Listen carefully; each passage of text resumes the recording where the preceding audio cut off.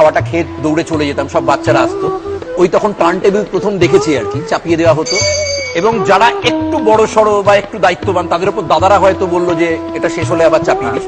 ওই একটা গানেরই দুপিঠে দুটো গান, শেষ হলেই আবার টার্ন টেবিলটা চালিয়ে দেওয়া হচ্ছে। এবং ওই গানটা হয়তো শুনতে শুনতে তারপর 200 বার শুনবো ওই 4 দিনে। প্রথমবারের জন্য কানে এলো তখন, এবং এখন ওগুলো শুনলেই আমার প্রথমেই পুজোর দৃশ্যটা ভেসে ওঠে আর কি। অনবদ্য সব চমৎকার। এই একই বিষয়ে আমার স্মৃতিটা একটু অন্য। আমার বাড়িতে এসব ছিল না, পাশের বাড়িতে ছিল।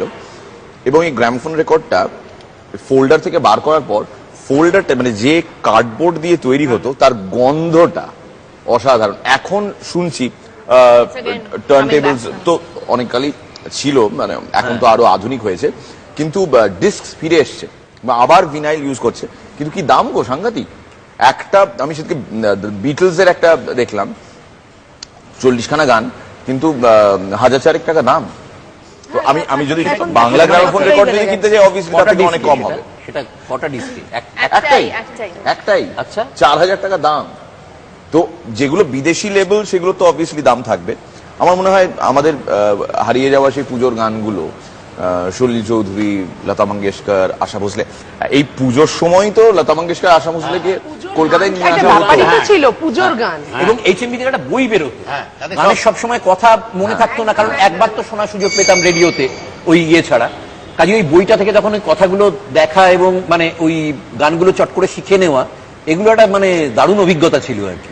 ওই বইটার জন্য ওয়েট করতাম, সবার বাড়িতে ওই বই থাকতো না। হ্যাঁ, এটা কি দেখ, এই তোদের বয়সটার সময় এই অভিজ্ঞতা আমার হয়েছে। আচ্ছা, তার আগে একটা অভিজ্ঞতা হয়েছে। হ্যাঁ, বলো। সেখানে গান ছিল না। 1 মাস আগে থেকে ঢাকে কাঠি পড়তো, মানে যখন 1 মাটি হচ্ছে, মানে খড় লাগানো হলো। আচ্ছা আচ্ছা আচ্ছা। 1 মাটি হলো, 2 মাটি হলো, মানে 1 মাস ধরে ওখানে, মানে যত ষষ্ঠীর দিন থেকে অরিজিনাল পুজো শুরু হলো, কিন্তু তার আগে এইটা চলতো শুধু ঢাকের শব্দ। মানে 1 মাস ধরে প্রাক পুজো আর কি। হ্যাঁ, প্রাক পুজো। এবং সেইখানে ওই যে পাবনি পাওয়া, জামা কাপড় কেনা, খাওয়া, মানে হই হই চলতো আর কি।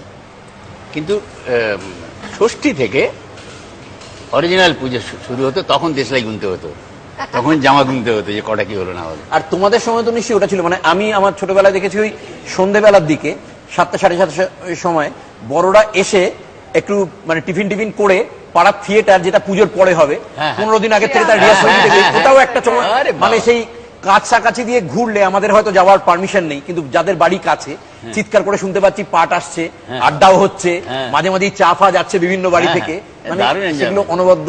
আমাদের ছোটবেলায় ওই যতুরপাকে যেখানে আমি বড় হয়েছি বা যে পুজোর কথা বলছিলাম, সাংঘাতিক ইনভলভমেন্ট ছিল। তো সেখানে প্রত্যেক বছর আমরা নাটক করতাম, আর নৃত্যনাট্যও করতাম, মানে ছেলেরা নাটক, মেয়েরা নৃত্যনাট্য। তারপর ছেলে মেয়ে নির্বিশেষে নৃত্যনাট্যটা অফ হয়ে গেল, নাটকটা একটা জম্পেশ হতো। কচি না, মানে মানে অসংখ্য প্রেম চারিদিকে। ওর সামনে বেশি বলো না।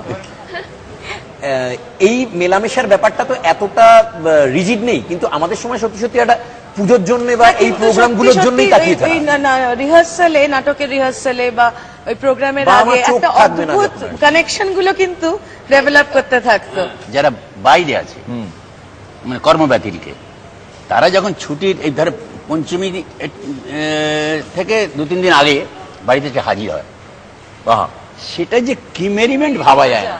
এবং কে যাবে আনতে? হ্যাঁ, কে আনতে যাবে, স্টেশনে কে যাবে যাবে, তারা চিঠি, তখন তো চিঠি প্রচলন, চিঠি আসতো, আমরা অমুক দিন যাবো। হ্যাঁ, কেউ থেকো, শশাঙ্ক যেন হ্যাঁ স্টেশনে থাকে।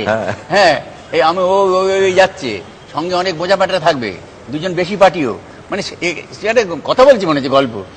এবং বাড়ির লোকে তখন আনন্দ, ছোট বড় সবাই, যে ওরা আসছে।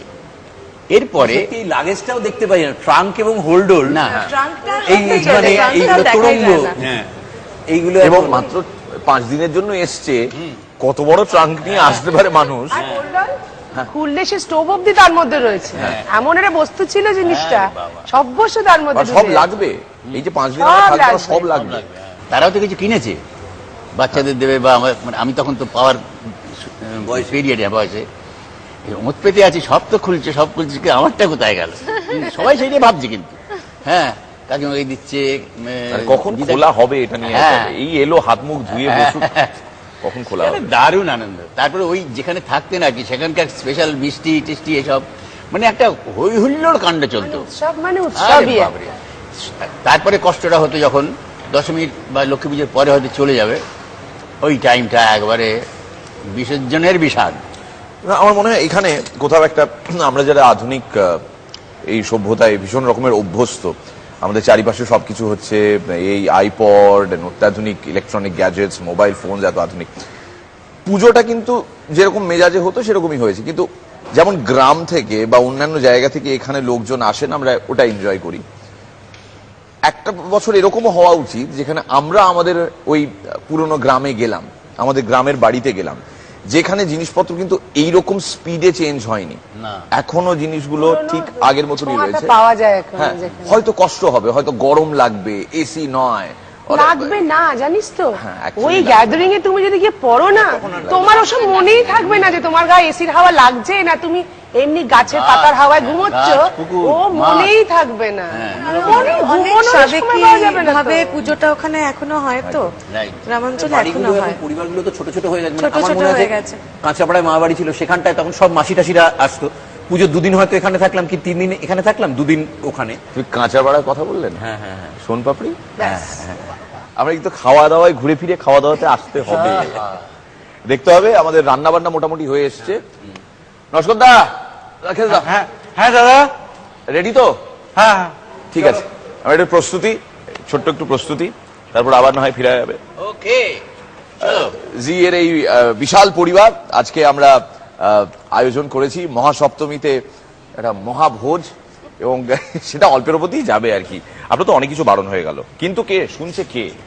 আমি নিজে বারণ যে করি। বারণ করছে সে শুনছে। হ্যাঁ, যে বারণ করছে সে শুনছে পরের না। মামা আর খেতে পারবেন না তো, জিলিপিটা এখনো শেষ করে উঠতে পারবেন না, জায়গা না, নেই। না, মানে সে আমাদের বন্ধু বান্ধবদের নিয়ে গিয়ে কোথাও খেতে গিয়ে আগে বলতো আচ্ছা, আজকে ছেড়ে নিরামিষ, হ্যাঁ, মানে এ তো মানে প্রথমেই পারবে না বলে আগেই আজকে একজনই শুধু পারবে না, সেটা হচ্ছে নস্করদা।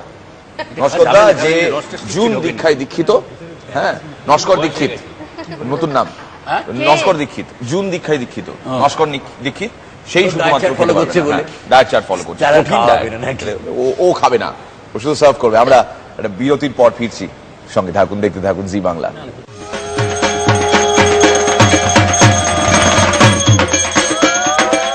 গেরাবো সারা রাতি গো, হালকা হালকা দিয়ে দিয়ে যাবে। আমি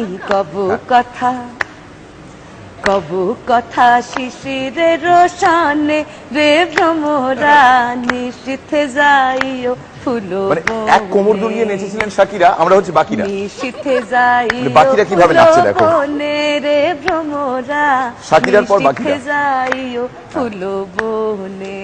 এটা প্রথম বাংলা টেলিভিশনের ইতিহাসে জুনের সঙ্গে আমি নাচছি।